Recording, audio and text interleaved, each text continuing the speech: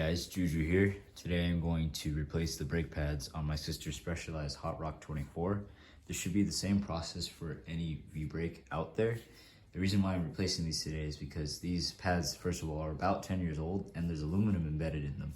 Before I show you the old brake pads, I just want to show you what materials you'll need for this job. You're going to need a 5mm Allen key. The other material that I have here is some thread locker blue. This will help the fastener right here on the brake post stay in place as you're riding the bike. And of course, and most obviously, your new brake pads. Firstly, I'm going to remove the old brake pads from the brake. Okay, so I'm about to remove this non-drive side brake pad, and I just wanted to take note of these orientations of these washers. So if I take this out, you're going to notice that there's a series of different shaped washers here. So firstly, we have the fastener. Second, we have a washer. And then next we have a concave washer, which I will go ahead and take out and show you guys later, and a convex washer.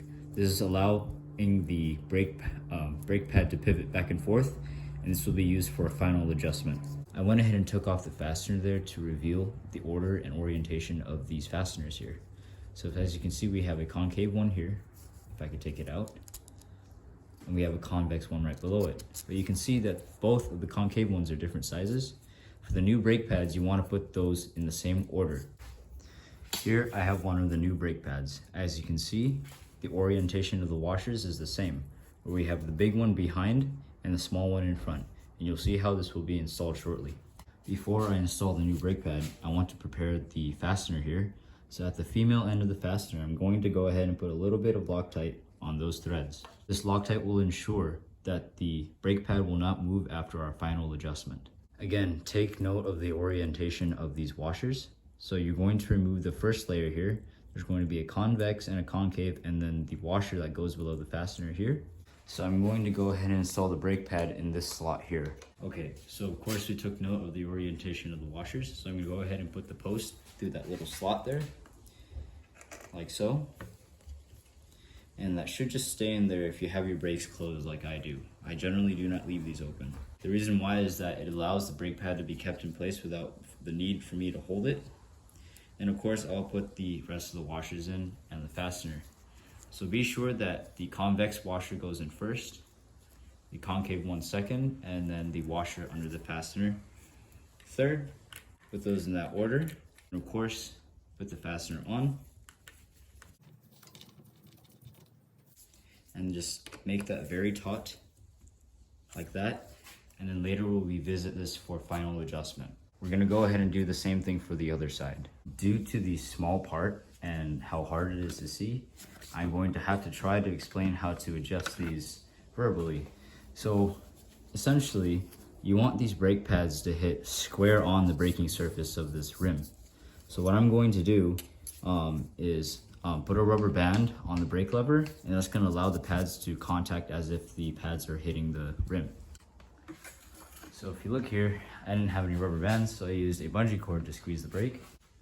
So essentially, you want the brake pad to go ahead and hit square right in the middle of the braking surface. So right now, I'm not sure if you can see this, but the bottom of the brake pad is too flush with the bottom of the brake surface. So I want to move it up towards the edge of the wheel. So what I'm going to do is I'm going to loosen this fastener here. And by eye, I'm just going to look at it and raise it up as I need to. And essentially what you're looking for is you want to make sure that the space from the top and the bottom of the rim are about equal. Because when this brake pad wears out, you want it to wear evenly. You don't want any part of the brake pad to start rubbing against the tire or the edge of the rim and start to wear unevenly. So if I'm looking at this by eye, I'm looking at this from the top and it looks like it's not contacting the tire. I'm also looking at it from the bottom and it looks like there's a little bit of space there. And that space is equal to the top there. So I'm gonna go ahead and tighten this down. I'm just going to leave that taut because we have to do one more other adjustment. So here I have my expired executive membership from Costco. And what I'm going to do is I'm going to jam this behind the brake pad. So I went ahead and let off some tension from my bungee cord up there so I could go ahead and squeeze this card behind the brake pad. And you want it to squeeze about a quarter or halfway down the brake pad. So this procedure, what we're doing is called toe. So I'll go ahead and demonstrate this with the old brake pad. if this brake pad theoretically was contacting the rim like this in a braking event, you do not want it to be set up flat right now. You want to set it up so that, imagine my finger being the rim surface, is towed towards the front right here, and leaving a little bit of space behind it, about 1 millimeter. This will prevent squeaking and noise and vibration in your brakes, because what is happening here is that if it contacts the rim flat, it's going to bend this way, and that's what creates your vibration and sound. Conversely, if you have it towed properly, again, imagining my finger as the rim surface, if it's like this, in a braking event, it's going to bend this way and then brake flat. And this will prevent the noise that you hear sometimes from squeaky brake pads. Okay, so to tow in, you need a credit card, which will give you that 1 millimeter space at the back of the brake pad. Here you can see I'm using my expired executive member Costco card. If you don't have access to any credit cards of some sort or anything that's about the thickness of one, you can always adjust these manually. All you gotta do is loosen it and then just tip it forward so that the front of the brake pad contacts first before the back. And then just a quick look at the old brake pad. You can see there were little bits of aluminum, I can't pronounce aluminum, embedded inside of the brake pad. This is causing a very annoying screeching and scratchy sound when my sister was braking. And of course, we'll go ahead and do that for the other side. Before we finish up here, I'm going to go ahead and release the bungee cord from the brake lever, and then we're going to perform our very last adjustments.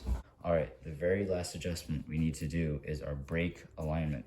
So if you look at this, you can see that the non-drive side is actuating and moving, but the drive side is not. We need both sides to move equally like this.